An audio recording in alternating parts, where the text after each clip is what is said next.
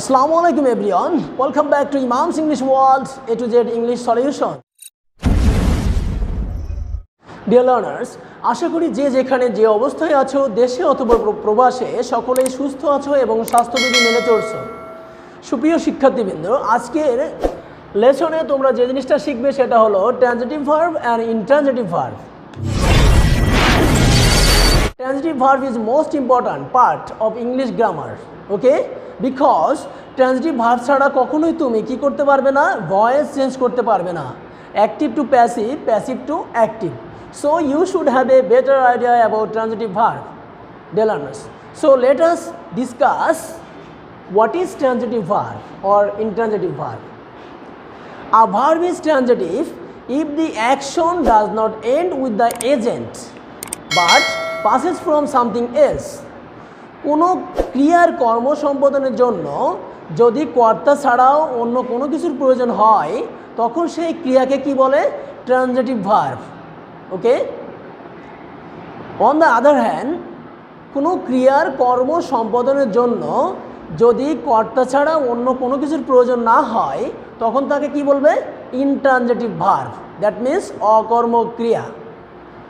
Transitive verb মানে সকর্ম ক্রিয়া, মানে যে ক্রিয়ার কর্ম আছে, আর ইনট্রানজিটিভ ভার্ব মানে হলো যে ক্রিয়ার কর্ম নাই, অকর্ম ক্রিয়া.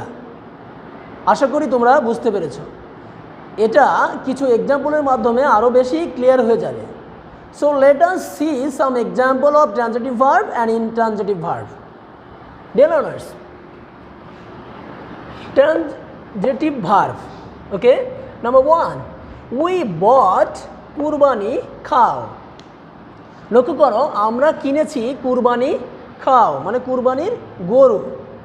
এখানে আমরা কিনেছি, আমি যদি এই পর্যন্ত লিখলাম আমরা কিনেছি, লিখতাম আমরা কিনেছি, কি কিনেছি, অর্থ কিন্তু অসম্পূর্ণ থেকে যাচ্ছে.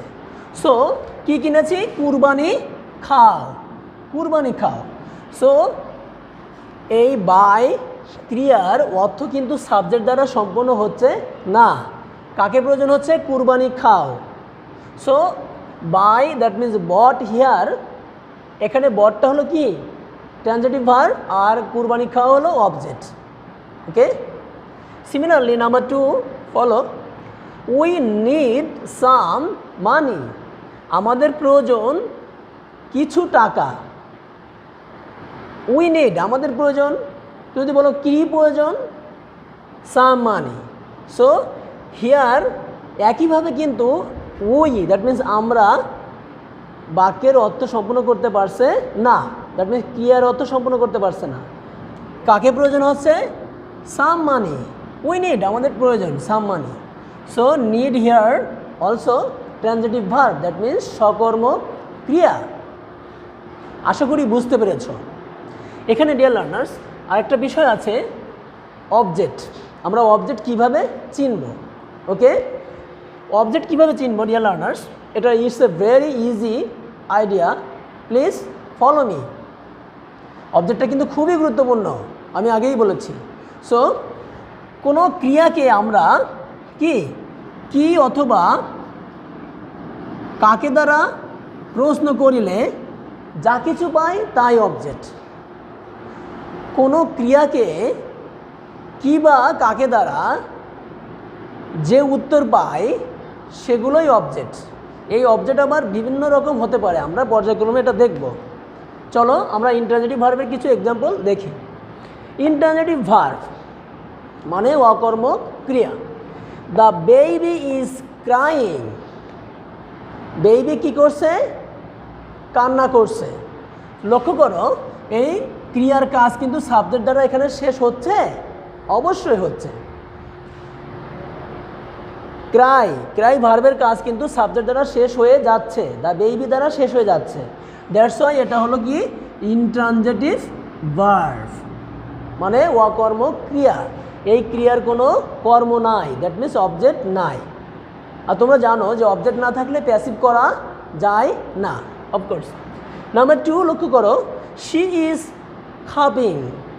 শি ইজ খাপিং, কাফ, কাপ মানে হলো কাশি. আমরা জানো অনেকেই তোমরা হয়তো জানো না যে সিটাকে খ উচ্চারণ হয়, তো কাপ না হয়ে কী হবে, খাপ, খাপিং। শি ইজ খাপিং অথবা কাপিং, যাই বলো, শি ইজ কাফিং।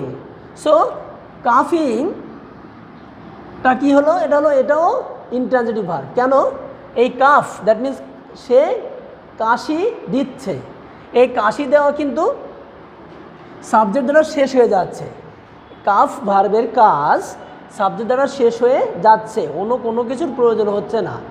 যেমন এখানে কুরবানি কাউ কিন্তু প্রয়োজন হয়েছিল এই বায়ের অর্থ সম্পূর্ণ করার জন্য, বাট এখানে কিন্তু শি ইজ কাফিং, এই কাফিংয়ের কাজ সাবজেক্ট দ্বারা শেষ হয়ে যাচ্ছে। সো এই কাফটা হলো কি ভার্ব, ইনট্রানজিটিভ ভার্ব। আশা করি বুঝতে পেরেছ। ডিয়ার লার্নার্স, এখানে আরও একটা বিষয় জানার দরকার যে কিছু কিছু ট্রানজিটিভ ভার্ব ডাবল কি নেয়, ডাবল অবজেক্ট নেয়। ওকে, সেগুলো কি, আস্ক, অফার, প্রমিস, টেল, থিঙ্ক, এইরূপ কিছু ভার্ব আছে যেগুলো ইনট্রানজিটিভ এই সকল ট্রানজিটিভ ভার্ব কি নেয়, ডাবল অবজেক্ট নেয়। ওকে, নাও আমরা বিভিন্ন প্রকার অবজেক্ট নিয়ে আলোচনা করব। তোমাদের তো আগেই বলেছি যে অবজেক্ট কাকে বলে, অবজেক্ট কিভাবে খুঁজবো। ওকে, আবারও বলছি, কোনো বাক্যের ক্রিয়াকে যদি আমরা কি অথবা কাকে দ্বারা প্রশ্ন করি তাহলে আমরা অবজেক্ট পেয়ে যাব। ওকে, লক্ষ্য করে একটা এক্সাম্পল দিই আমরা এখানে। He gave me a note, he gave me a note, সে আমাকে একটা নোট দিয়েছে। এটা বাংলা করি, সে আমাকে গেভ, হি গেভ সে দিয়েছে, মি আমাকে, এ নোট একটি নোট, সে আমাকে একটি নোট দিয়েছে। সো এই দেওয়াকে প্রশ্ন করি কি দিয়েছে, এ নোট। ওকে, কাকে দিয়েছে, আমাকে দিয়েছে। সো এখানে ডাবল অবজেক্ট পাচ্ছি, তাই না? মজার বিষয় হলো এই গেভটাও কি, এই গেভটাও সেই ট্রানজিটিভ ভার্ব যেটা ডাবল অবজেক্ট নেয়। ওকে, সো সে আমাকে একটি নোট দিয়েছে, এখানে আমরা দুইটা অবজেক্ট পেয়েছি, তাই না? সো কোনটাকে কোন অবজেক্ট বলবে, এটা অবশ্যই একটা গ্রামাটিক্যাল নেম আছে অবশ্যই। সো বস্তুবাচক অবজেক্টটাকে ডিরেক্ট অবজেক্ট বলে। বস্তুটা কি এখানে, এ নোট, সো এটা হলো ডিরেক্ট অবজেক্ট। ওকে, আর এই বস্তুবাচক object that means me, sorry এটা ব্যক্তিবাচক অবজেক্ট, দ্যাট মিন্স ব্যক্তিটা হলো ইনডিরেক্ট অবজেক্ট। ব্যক্তিবাচক অবজেক্টটাকে কি বলে ইংলিশে, ইনডিরেক্ট অবজেক্ট। ওকে, আর একটা বিষয় এখানে লক্ষণীয়, কোনো ট্রানজিটিভ ভার্ব যদি কি বস্তুবাচক অবজেক্টটাকে, বস্তুবাচক কোনো ওয়ার্ডকে অবজেক্ট হিসেবে গ্রহণ করে তখন সেটাকে কি বলে, অ্যাকিউজিটিভ কেস। অ্যাকিউজিটিভ কেস মানে হলো কি বস্তুবাচক কর্ম। আর যদি ব্যক্তিবাচক কোনো অবজেক্ট গ্রহণ করে তাহলে সেটাকে বলবে ডেইটিভ অবজেক্ট। আশা করি বুঝতে পেরেছ। এখন আসো রিটেইন অবজেক্ট। রিটেইন অবজেক্টটা কি, ওই যে বলেছি যে কিছু কিছু কোনো ভার্ব ডাবল অবজেক্ট নেয়। এখন প্যাসিভ করার সময় লক্ষ্য করো, এটা যদি আমরা প্যাসিভ করি তাহলে কিন্তু দুইটা অবজেক্ট একই সঙ্গে কি প্যাসিভ করতে পারবো না, যে কোনো একটিকে নিয়ে প্যাসিভ করতে হবে আর একটি থেকে যাবে। সো আমরা এনে লক্ষ্য করি, he gave me a note, এটাকে যদি আমরা প্যাসিভ করি, সো কি আমরা মিটা দ্যাট মিন্স ব্যক্তিবাচক ইনডিরেক্ট অবজেক্টটাকে সাবজেক্ট ধরে আমরা প্যাসিভ করি। তাহলে me I, gave past tense, be verb হবে ওয়াজ, আই ওয়াজ মূল verb given, I was given কি a note by subject object হবে, তাই না, হিম, তাই না? I was given a note by him. So লক্ষ্য করো এ নোট কিন্তু অপরিবর্তিত থেকে গেছে। এই এ নোটটাই হলো রিটেইন অবজেক্ট, দ্যাট মিনস যেটার কোনো পরিবর্তন হয় না। এখানে মিটা কিন্তু আই হয়ে গেছে, বাট এ নোট কিন্তু নোটই থেকে গেছে। সো এ নোটটা হলো রিটেইন অবজেক্ট। আশা করি বুঝতে পেরেছ। এখন আসো রিফ্লেক্সিভ অবজেক্টটা কি। কিছু কিছু প্রোনাউন আছে, যে কিছু কিছু ট্রানজিটিভ আছে, ট্রানজিটিভ ভার্ব আছে যেগুলো কি করে রিফ্লেক্সিভ প্রোনাউনকে কি করে অবজেক্ট হিসেবে গ্রহণ করে।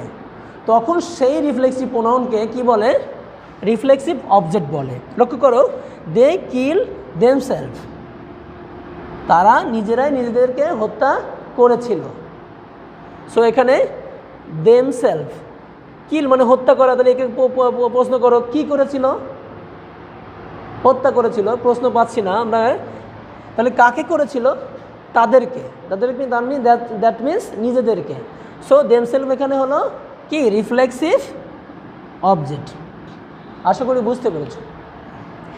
এখন আমরা আরেকটা অবজেক্ট নিয়ে আলোচনা করব, কগনেন্ট অবজেক্ট। কগনেন্ট অবজেক্টটা কি, কিছু কিছু ট্রানজিটিভ ইনট্রানজিটিভ ভার্ব যখন সিমিলার কোনো ওয়ার্ডকে অবজেক্ট হিসেবে গ্রহণ করে তখন তাকে কি বলে, কগনেন্ট অবজেক্ট। কিছু কিছু কি ইনট্রানজিটিভ ভার্ব যখন সিমিলার কোনো ওয়ার্ডকে অবজেক্ট হিসেবে গ্রহণ করে তখন তাকে কগনেন্ট অবজেক্ট বলে। লক্ষ্য করো এক্সাম্পলটা, she slipped a sound sleep, she slept a sound sleep. এখানে কিন্তু ভার্বটা কি স্লিপ, এটা হলো ইনট্রানজিটিভ ভার্ব।